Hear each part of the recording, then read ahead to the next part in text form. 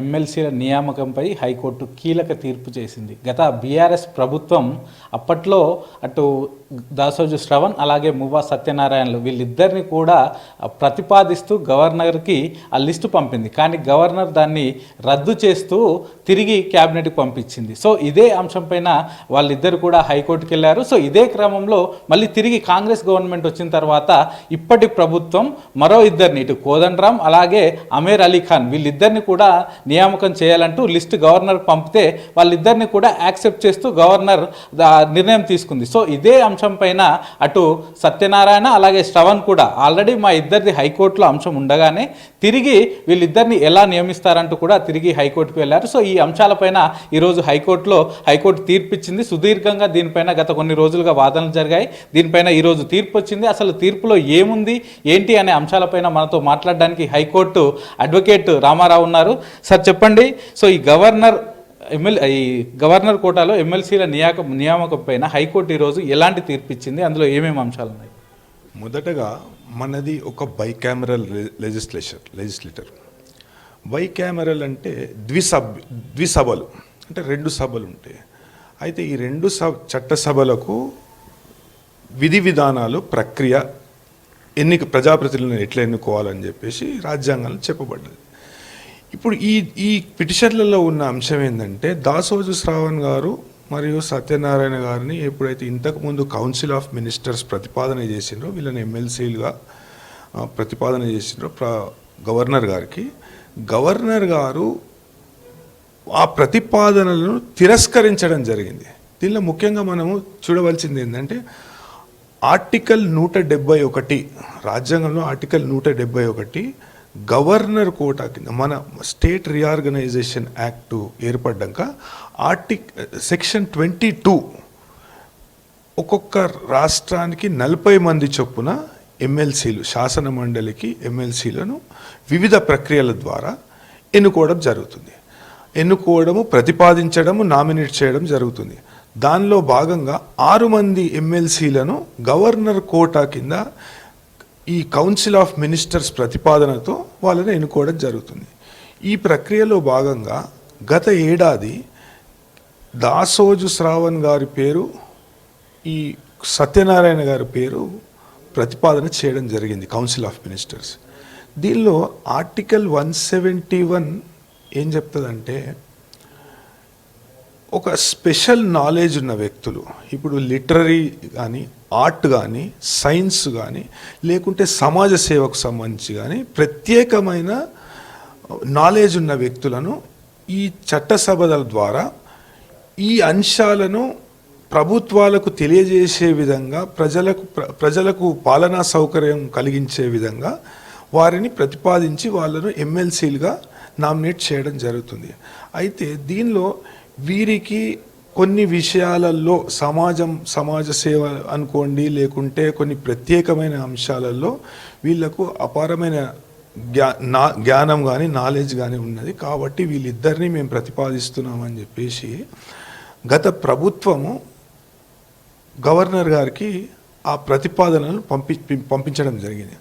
అయితే నాకు తెలిసి ఇది 180 ఆఫ్ 2024 అనేది శ్రావణ్ గారు రిట్ పిటిషన్ దాఖలు చేయడం జరిగింది. 181 ఆఫ్ 2024 అనేది సత్యనారాయణ గారు దాఖలు చేయడం జరిగింది. వీళ్ళు ఏంటంటే వీళ్ళ పరిజ్ఞానము లేకుంటే వీళ్ళ ఎడ్యుకేషనల్ క్వాలిఫికేషన్స్ కానీ పరిగణలోకి తీసుకొని సమాజంలో వీళ్ళు చేసిన పనులు, లేకుంటే సత్యనారాయణ గారు చాలా కాలం ట్రేడ్ యూనియన్లో పనిచేసిండ్రు, అనుబంధ సంస్థలలో పనిచేసిండ్రు. అలాగే మన దాసోజు శ్రావణ్ గారు ఎన్నో మాస్టర్ డిగ్రీలు కలిగి ఉన్నారు. అదేవిధంగా ఆయన కూడా ఎన్నో కార్యక్రమాల్లో పాల్గొన్నారు కాబట్టి ఆయనను ప్రతిపాదన చేయడం జరిగింది. అయితే 31/7/2023 ఈ కౌన్సిల్ ఆఫ్ మినిస్టర్స్ అనేటిది ఈ ప్రతిపాదన చేసిండ్రు. 19వ రోజు 19/9 ఈ ప్రతిపాదనను గవర్నర్ తిరస్కరించడం జరిగింది. అయితే ఈ కేసులలో ముఖ్యంగా మనం చూడవలసిన అంశాలు ఏంటంటే చీఫ్ జస్టిస్ గారు చెప్పిన విషయాలు ఏంటంటే ఆయన దగ్గరికి కన్సిడరేషన్కి వచ్చినవి కానీ విషయాలు ఏంటంటే, మొదటిగా ఆర్టికల్ 361 ఆఫ్ ది కాన్స్టిట్యూషన్ ప్రకారం గవర్నర్ కానీ ప్రెసిడెంట్ కానీ వీళ్ళ అధికారాలను ఏ విధంగా కూడా కోర్టు ద్వారా నియంత్రణ అనేది చేయలేము, లేకుంటే వీళ్ళ అధికారాలను మనం కోర్టు పరిధిలో నిర్ణయింపజాలదు అనేది రాజ్యాంగం చెప్తుంది. గవర్నర్ గారి నిర్ణయం తర్వాత చెప్పొచ్చు, ఎందుకంటే ఈ విషయంలో మొదటిగా ఆమె నిర్ణయం తీసుకోవాలి. కోర్టు చెప్పిన విధంగా ఈ నిర్ణయం సబబైనది కాదు అని చెప్పినప్పుడు ఈ నిర్ణయాన్ని గత ప్రభుత్వం పెట్టిన ప్రతిపాదనను పరిగణనకు తీసుకుంటూ సాంకేతిక అంశాలు అనేటివి వేరే. సాంకేతిక అంశాలు ఏంటంటే, ఈ నిర్ణయానికి ఏ ప్రాతిపదిక మీద మీరు వచ్చిండ్రు, ఈ నిర్ణయం నాకు కొద్దిగా అర్థమైతలేదు, కొద్దిగా విడమర్చి చెప్పండి అనేది సాంకేతిక కారణం. అట్లా కాకుండా వేరే కారణాల వల్ల దాన్ని తప్పు అని అనుకుంటూ ఆ నిర్ణయాన్ని, ఆ నివేదికను తిరస్కరించారు. అది చేయనీకి ఆమెకు అధికారం లేదని కోర్టు చెప్పడం జరిగింది. అయితే కొత్త వారి ఎన్నిక వాళ్ళని నామినేట్ చేయడు, ఆ ప్రక్రియ తప్పు అని కోర్టు కొట్టేసినాక మళ్ళీ వారినే అదే ప్రక్రియ ద్వారా దీనిలో నిర్ణయం తీసుకోకుండా ఎన్నిక అవ్వడం సబబు కాదు, అది అసంభవం. మొదటిగా సెక్షన్ అనేది మీరు ఆర్డర్ కాపీలు అనేది చూడొచ్చు. సెక్షన్ అనేది ఎన్నో అబ్జెక్షన్స్ అనేటివి తీసుకోవడం జరిగింది. రిజిస్ట్రార్ గారు కూడా ఎన్నో అబ్జెక్షన్స్ తీసుకోవడం, ఇది మెయింటైనబుల్ కాదు అనే విషయాన్ని వారు చెప్పినప్పుడు చీఫ్ జస్టిస్ గారు దాన్ని పూర్తి స్థాయిలో రెస్పాండెంట్స్కు సంబంధించిన వ్యక్తులు, ప్రభుత్వ తరఫున న్యాయవాదులు, అడ్వకేట్ జనరల్ గారిని కానీ, లేకుంటే ఈ కోదండరామ్ గారి తరఫున కానీ, లేకుంటే మన అమీర్ అలీ ఖాన్ గారి తరఫున కానీ ఎవరైతే న్యాయవాదులు అపియర్ అయినారో వాళ్ళందరి వాదనలు విన్నాక ఆ పిటిషన్ని 2024లో నంబర్ చేసిండ్రు. 23లో పిటిషన్ వేయడం జరిగింది. 2 పిటిషన్లు 23లో వేసిండ్రు, కాకపోతే 24లో వాటిని నంబర్ చేసి ఆ విషయాలన్నీ పరిగణనలోకి తీసుకుంటూ సాంకేతిక ఇబ్బందులు ఏవైతే ఉన్నాయో అవన్నీ చూస్తూ చీఫ్ జస్టిస్ గారు దాన్ని నంబర్ చేయమని ఆదేశించారు. దీనిలో మీరు ఒకటి గుర్తించాలి, ఆర్టికల్ 361 ఏం చెప్తుందంటే, గవర్నర్ తీసుకున్న నిర్ణయము కోర్టు పరిధిలోకి రాదు, కోర్టు దాన్ని తప్పు పట్టలేదు, లేకుంటే ఒప్పని చెప్పలేదు, కోర్టు పరిధిలోకి రాదు, కోర్టుకు అధికారం లేదని చెప్పింది.